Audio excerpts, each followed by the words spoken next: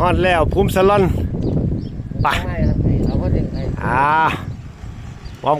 ขา11 นาฬิกากับ26 นาทีในโอกาสเดินทางมาร่วมกิจกรรมปั่นพิชิตภูมะเขือพูนขนาดภูมะเขือนะครับครั้งแรก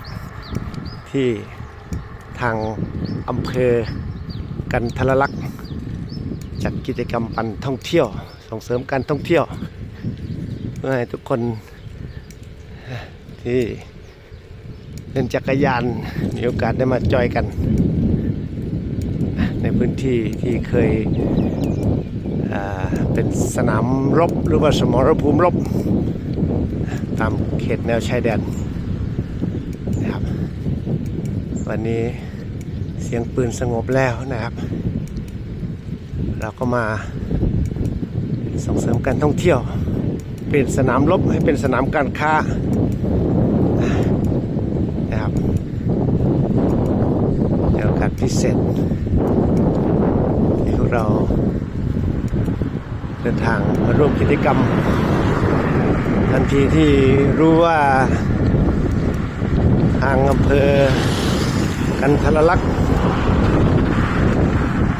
จัดกิจกรรมปั่นจักรยานพิชิตภูมะเขือแล้วก็ติดต่อ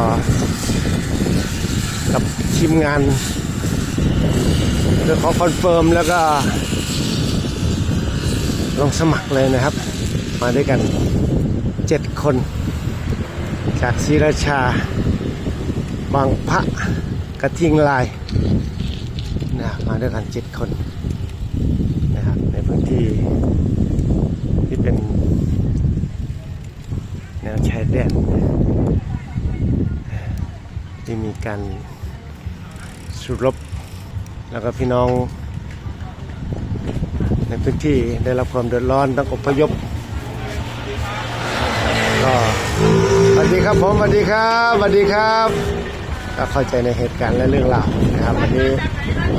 ปั่นมาจากบ้านไร่ไพศาลนี่แหละเราเดินทางมาจากศรีราชาเว้าไทยไม่ค่อยซัดเท่าไหร่ครับ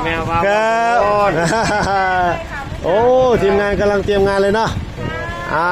ขอบคุณทีมงานเด้อขอบคุณไปยังผู้จัดทุกคนผู้มีส่วนร่วมในงานนี้ทุกคนเด้อเวทีนี้ขอให้มีแหงเด้ออยู่ดีมีแหงเด้อขอให้อยู่เย็นเป็นสุขทุกคนเด้อสิ่งศักดิ์สิทธิ์คุ้มครองเด้ออยู่เย็นเป็นสุขทุกคน